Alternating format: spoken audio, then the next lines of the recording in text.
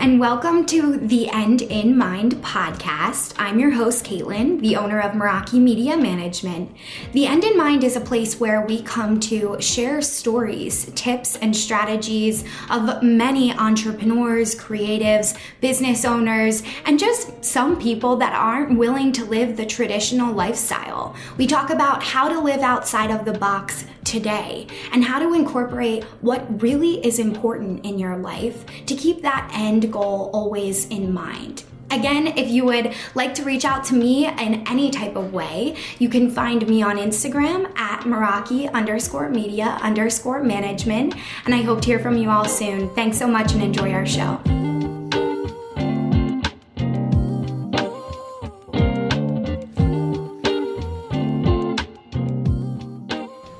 What is up, party people? Welcome back to the End in Mind podcast. And I am in a podcast recording mood lately. I miss you guys. I want to reconnect with you one-on-one. And this is a free complimentary call. So my goal is really to just connect with any of my listeners that enjoy listening to the show. I want to get your feedback. I want to get your thoughts. I want to hear about your lives, what's going on. This is very important to me, especially as we may be rolling out a community for this podcast very soon, hopefully in the new year. So I would love if you have the time, of course, and if you feel aligned and desired to hop on the phone with me. This will be a quick, 15, 30-minute phone call. I'll probably have you block 30 minutes just, in case we run over. But the link is in the show notes for you guys to book that first time connect call. And you'll see questions in there when you're signing up for the call. You can just write podcast connect, and I'll know that you and I will be connecting about your thoughts on the show, what's going on in your lives, what you may be looking for in this new year to add to your knowledge or within a community. So my idea is that we as End in Mind listeners have the same ideologies. We go about life in pretty similar ways. We want to live the untraditional lifestyle, even if we're currently not living it. We want to get there, right? So wouldn't it be so much more powerful if we aligned our energies, really united together? And that's what these podcast brainstorming calls will be for. So I can start to wrap my head around how I can offer you all something of real value. And this is going to be a very low cost offer. I'm thinking literally $20 a month to enroll in this community.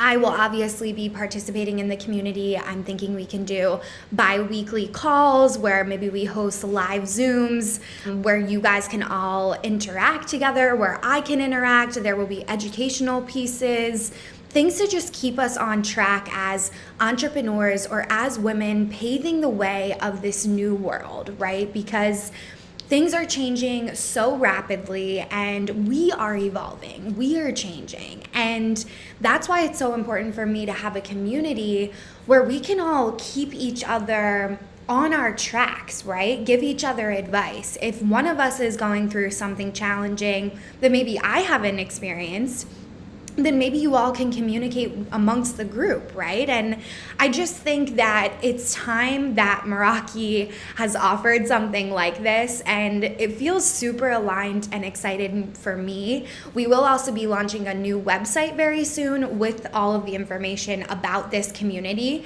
But like I said, for now, I just want to connect with you guys one-on-one. It's not going to be a sales call at all. I'm not a salesy type of person. So if you want to work with me or if you want to be a part of this community with amazing women, of course, all are welcome, and men as well. Literally anyone can be involved that is following and living, desiring the untraditional lifestyle.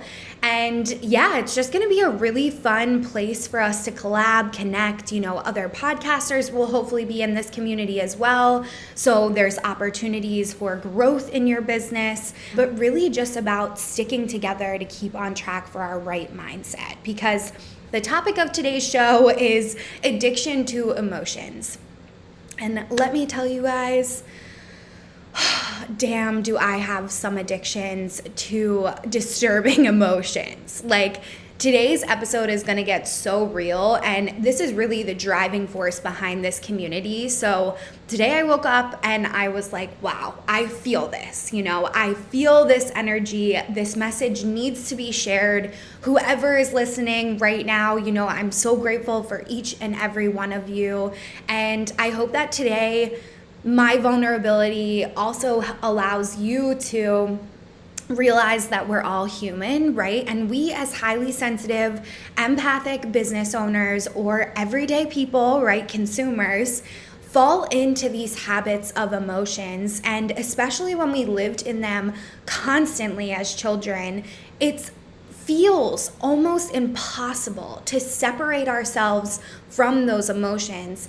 And what's even more crazy to me is that a lot of these emotions are subconscious. So if we are not doing our healing work or diving deep into ourselves and showing up with curiosity and excitement in a way, it's really challenging to even see that we may be being bogged down by these emotions. So let me give you guys a few examples of my personal experience with this. I am working with a mind-body coach on all of this, but what's really important to me is that if someone else isn't, diagnosed with PTSD, I know that these emotions are still stored in the body, right? This is backed by science. Everyone is talking about this right now, especially people like Joe Dispenza, the leaders in these, really pivotal moment and ideologies connecting the mind, body, and spirit. So as most of you know, I am diagnosed with PTSD, and it stems from childhood situations where I felt out of control. And again, I am a highly sensitive person, so to some people, those situations may not have bugged them at all, but for me, it impacted my entire life. So what would happen to me when I was younger is I'm an only child, so my parents were, kind of just dealing with me, I'll be honest.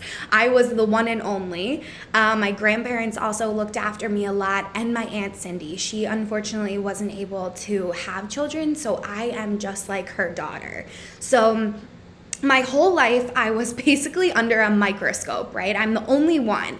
And I'm very lucky that my family never put any pressure on me to be successful. Instead, they just always treated me as an equal, which I'm very grateful for. But being an equal when you're a child doesn't always work, right? So that's where this PTSD would strike for me. And a lot of it would be around situations where I felt out of control. So maybe my parents are fighting, there's nothing I can do about it. I also don't have any siblings to go and sit with or discuss this information with. So I'm just sitting there constantly processing, right? Thinking about the future, thinking about what's coming next.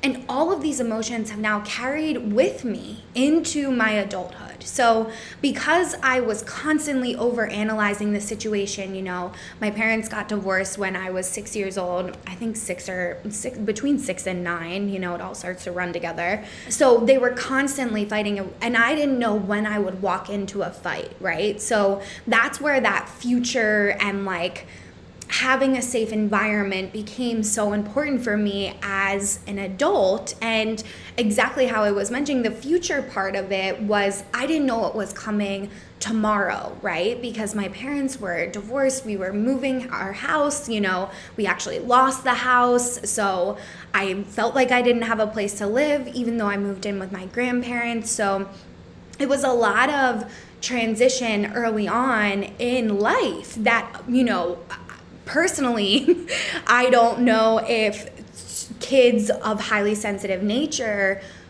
would feel stable in that, right? So it's not an offense to my parents, they did the best they could with the situation that they were in.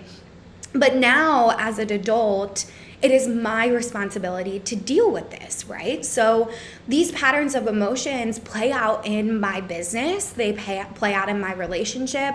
They play out around my money stories. They play out around about in every single thing in my life. I'm going to be honest with you guys. And recently I've had the realization that for me, it always stems back to scarcity because, as I mentioned, my parents lost their house. We were in serious financial crisis. We were very lucky to have a community of people to lean on while my parents were trying to figure out their finances, but it was a very scary time. So now, when I'm in my adult life, even though I may have these really great bouts of no scarcity, or it feels like abundant energy, right? And I'm feeling so good. I feel so aligned. Everything's coming together. The clients are amazing. The leads are coming in. Like, we're coasting through life. Everything just feels so good. I can wake up one morning, one thing can go wrong, right? I can have one conversation that triggers this thought or triggers the scarcity.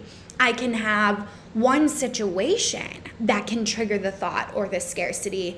And then I'm right back on this scarcity train. And it used to take me months to get out of scarcity. Now, because I'm aware that this is clearly a larger pattern that I've been unpacking for these past few months, I've started to be able to separate myself from it. It's like how we're able and should be able to separate our identity from our business, right? That's pivotal and absolutely so important for us as business owners to not align our identity to our business success with ourselves. And, for years I have said that, but I haven't always practiced what I preached. So you guys come here for the real raw truth, I'm just putting it all out there today. So when we are able to then separate that identity, then we can start to separate from these bouts of emotion, right? And seeing like, hey, is this scarcity real, or is this just a narrative that I'm building up in my head that is truthfully false?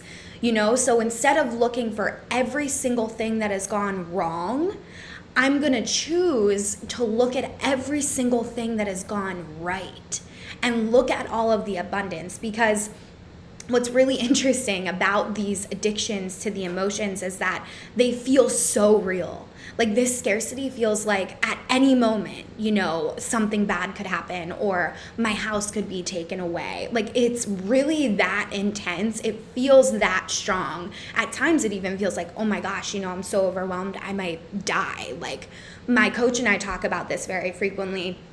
This is common for highly sensitive people because we feel so intensely, we feel everything so intensely. So what's interesting about this separation is that it gets you out of scarcity so much faster. And one of the things that I've been able to reframe this around for me individually, which I thought may also benefit you all, is by looking at my life and asking myself, like, not to talk crap on my parents, because I literally love them. You guys know my dad passed away when I was 15.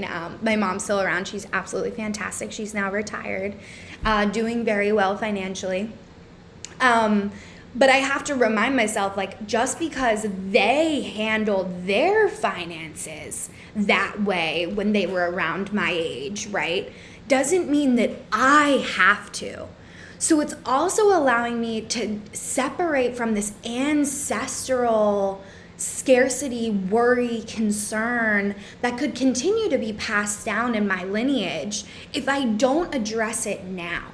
So it's become so much more apparent and important because it's not even about me anymore, right? It's about my entire family, my entire lineage, whether that be my lineage or, my cousin's lineage.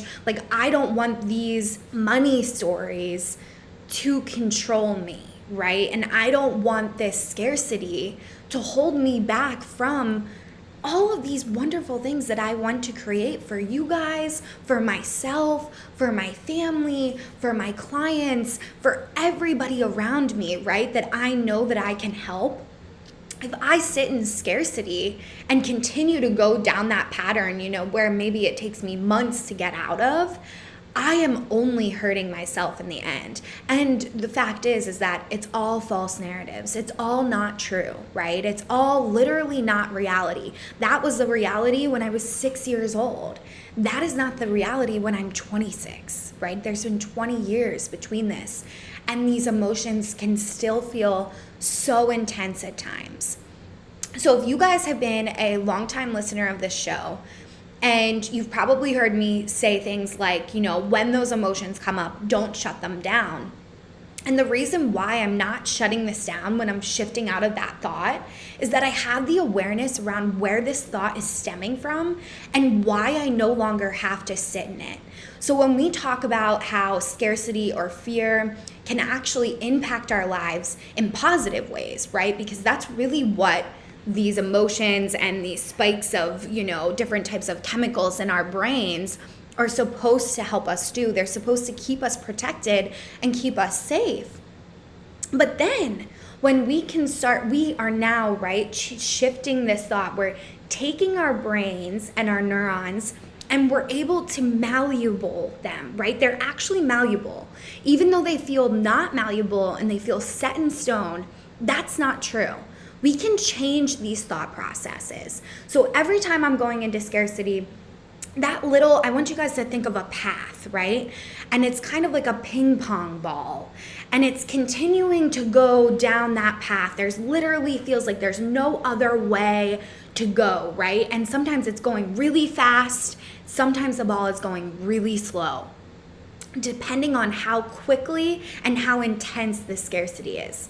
And then once I shift that path, right, to say, oh, this scarcity is stemming from something that is irrational, that has happened in my childhood, that no longer affects me in my daily life today, or it does, right, because it's affecting my brain, but it's not affecting me in the sense of I need to fight, flight, or figure this shit out, right? It's not like I'm in some sort of downward spiral, which I'm never going to be able to get out of, right? And that's really how intense this scarcity feels, or that fear, or whatever you may be working through, right? So once you gain that awareness and you ask yourself, okay, is this protecting me, or is this just continuing to feed down that path and make that neuro path stronger, right? Think about that ping pong ball picking up speed. It's like ding, ding, ding, ding, ding, like we've got her. Like sometimes I talk about my brain like that. It kind of makes it more playful. It's like, oh, we got her. We got the thought. We're on the path. We're speeding up the thought process. We're falling into the fear. We're falling into the scarcity. And then once you gain the awareness, right, you shift out of that when, again, it's not going to affect you in a negative way because you've gone back, you've done the story work, right? You've looked at the past. And now in the present day, when you start to shift the thought and you come back to the present moment and you feel that abundance, you feel that safety, it's no longer ping pong balling down that path, right? Down that scarcity fear path. It's now paving a new way, or a way that may not be used as much as your fear scarcity path. So it's going to feel very different, and hopefully it's going to feel light and exciting, right? At first for me, it was very uncomfortable. It felt like I was being cocky. Like I grew up in a family where it's like, oh, don't let your head get too big, you can't always be like that great, right? It was like, be good, be really educated, be really, knowledgeable in your field, but you don't want to let your head get too big. Like that was something that my family frequently said. So that thought process was actually continuing to keep me in scarcity, right? Because it's like, well, I can't be too cocky. I can't look at my life and say like, wow, I'm doing so great, right? Because in my brain, that's how I interpreted that piece of advice. So as we talk about these types of ancestral thought processes, it's really important to separate how a piece of advice may affect you as a highly sensitive or empathic, or however you may identify, right? Because everybody's perspective is different. versus how that piece of advice may affect someone else. Because what's really interesting about my family is that for some of them, that advice worked really well, right? And for me, people could debate like, oh, well, that did work really well. Of course it worked well to some extent, right? But now that I'm unpacking it and I'm really seeing how that thought process actually held me back from my greatest potential, then we can rewrite that story, right? And then we become even more highly sensitive to the people around us and more empathic to the people around us, because now we see, right? If we're appreciating something like that, like, even though it may work for some people, it may also not work for other people. So when I'm using my words or when I'm working with someone, even if I say the wrong word, I will then retract that word, right? I'm very in tune with the rhetoric that I'm using, because all of these fears can literally be transferred between clients, right? Or between people. That's what happens, whether it's ancestral or communal. Today was a little bit, obviously these thoughts are complex, but this is just me kind of talking through my own journey with you all in hopes that this can alleviate some of that stress. For so long I thought that I would have to live in scarcity, in fear my whole life, because that's how I was raised. So I literally didn't know any other way. I thought that that was just life. I literally thought that life was supposed to be scary, uncertain, not clear where I'm living. That's how I was raised, So, and of course, again, if my parents or my family is listening, please do not take offense to this. This is more just me digesting and unpacking my childhood. So this is not a pointing the finger moment. This is just me truthfully looking at these beliefs and how it's affected me. So because I was on this hyper overdrived path, right? I'm like, oh my God, I'm living in this fear, this scarcity my whole life. It actually helped me start my business, right? Because I started to look at things around me and ask that's interesting. I wonder if I could do that, or I wonder if I could change that. And that's the type of person that I am. I am very curious. I enjoy learning. I enjoy expanding and shifting. I always have, evolving, we may say, right? I enjoy that. So that's a part of my personality that I then started to feed, and look at where it's led me, in almost 4.5 years. This is where I am now, and I'm so grateful for that, because without this fear, right, I may have never even taken this leap of faith. So you learn to appreciate your path, right? Instead of feeling angry and upset. Of course, early on in your healing journey, you have every reason to feel however you're feeling. But once you digest it, right, and you can look at it from this bird's eye view perspective that I'm kind of describing, this ping pong ball, it's really just a pathway, right? It's not really real. It's not this narrative where beating up on ourselves is actually going to make us better people. Even though society taught us that for so long, these ideologies that I'm telling you guys, this isn't even from my family, this is from society at times. This is literally society, because my family may have not even felt that they were living in scarcity, right? I just maybe had perceived it like that.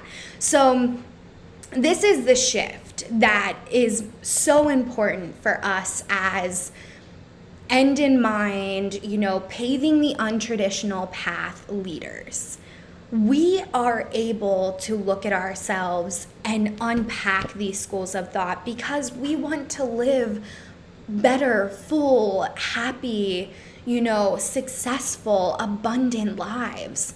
We don't want to be held back in these chains, I'm doing air quotes, chains of the past. This is something that I practice with Joe Dispenza's breath work. So the breath work really helps me get out of my head and into my heart. That's something that my coach, Aoife, frequently shares with me. And it allows me to look at myself in this in-depth way, and look at it with compassion instead of that perfectionism. You should be doing better. You should be way further than you are, that's the scarcity, right? So when you can really check your perfectionism into that scarcity mindset, then it's like, oh, okay, I just need to change my neural pathways. I just need to malleable. I don't even know if I'm using the right word. If someone is listening, take a screenshot, tell me if I'm using the right word, malleable, and if I'm pronouncing it correctly. I'll be honest with you guys, sometimes my pronunciation on these words is not freaking good. So take a screenshot, tell me if I'm using the word correctly. Love you guys for that. And please tag me so I can look this word up. But yeah, so if we can really take these schools of thought or these pathways of thought and change them, then why wouldn't we? That's why we're listening to this podcast, right? That's why we're becoming entrepreneurs. That's why we're leading an untraditional lifestyle, because we don't want to be like everybody else. We want to feel good. We want to be happy, right? We want to be all of those things. We want to live the life that we deserve. And unfortunately, these emotions that we carry forward with us, as much as they may benefit us in certain parts of our lives, as I explained earlier in this episode, once we're able to unpack them, that's also a part of our journey, right? If you guys think about going back in time to so many, think about how long some of our lineages are, right? I mean, we're going back to Ireland, Italy, right? There's so many things. If you're from one of those amazing countries, shout out to you. Thank you so much for listening to our podcast. And then from there, right, they go even longer, right? Humans have been around for a long time. So these beliefs have been carried forward. We are now living in a time where people are aware and willing to unpack their shit. And I am so grateful, you guys. I am so grateful for that, because as we unpack our shit, the more in tune we get with ourselves, our communities, our environments, the people around us, our animals, right? I mean, this goes in so many levels. And then, as we always talk about, there's a spillover effect with this.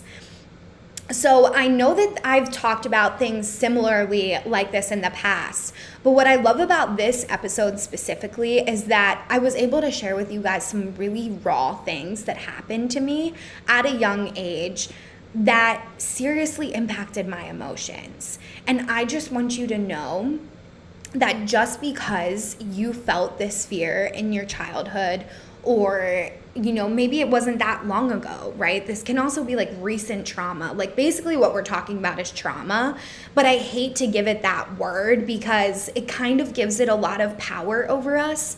And the reality of it is, of course, there's levels of trauma, right? So don't get me wrong. If you are struggling with something currently, I am not diminishing your emotions or worries. I instead want to give people that have experienced trauma, that are ready to move through it, a beacon of hope, because for me, I had never met anyone else in my life that lived through stuff like this, not even lived through this, but actually, I mean, not living through what I lived through in my childhood, of course I have, but I mean, lived through this type of healing, right? Actually started to unpack these schools of thought and really look at themselves it's almost like you're this naked little mole rat, that's the way I imagine these emotions at time. It's that childhood part of our brain, right? So again, these are all tips that I've gotten from my coach, but being able to talk to that side of our brain in a nurturing and compassionate way. And again, feeding when we're not in, trouble, or we don't need to fight or flight, and seeing oh, okay, this is just an irrational emotion right now, then we can get out of it so much faster. So I hope you guys enjoyed today's episode. I know this is a little bit longer than we normally do, but I just appreciate you all hanging on with me till the end. And also, I just want to remind you, if you're interested in connecting with me one-on-one, again, this is not a sales call. This is more of a way for you and I to communicate about what you may be looking for in the new year, or what types of topics you're looking for, or just how you feel about the podcast and some of these conversations that we've been having. I feel like I haven't opened up this call opportunity in a while to you guys, like verbally through our podcast. So I just wanted to offer that again and make sure that you guys know how much I appreciate you and really want to connect with you. And of course, if you have interest in the community eventually, I would love to have you all a part of that as well. It's literally going to be so awesome. We'll have guest speakers. We'll talk about things like this on more intimate levels. And it's just going to be super solid for the people that are on this journey, right? Because we're not on this alone. So many people are doing this, but a lot of us feel so isolated at times. So I hope you guys have a great rest of your day, and I hope you enjoyed this podcast. I'll talk to you all soon. Thank you so much for listening to The End in Mind. I would like to remind you all, if you haven't yet reached out to me on Instagram, we are at Meraki_media_management. It will be in our show notes as well. If you would like to reach out to me, we always offer free coaching through Instagram based around our Instagram training and our business Instagram practices. If you need any type of support, please do not hesitate to reach out to me there. And we also offer several different types of consulting and training packages if you're looking for a little bit more in-depth tips. So thank you all for listening in, and of course, I want you all to keep the end in mind as you continue with your day and or work week. Have a great week, and I will see you all next time.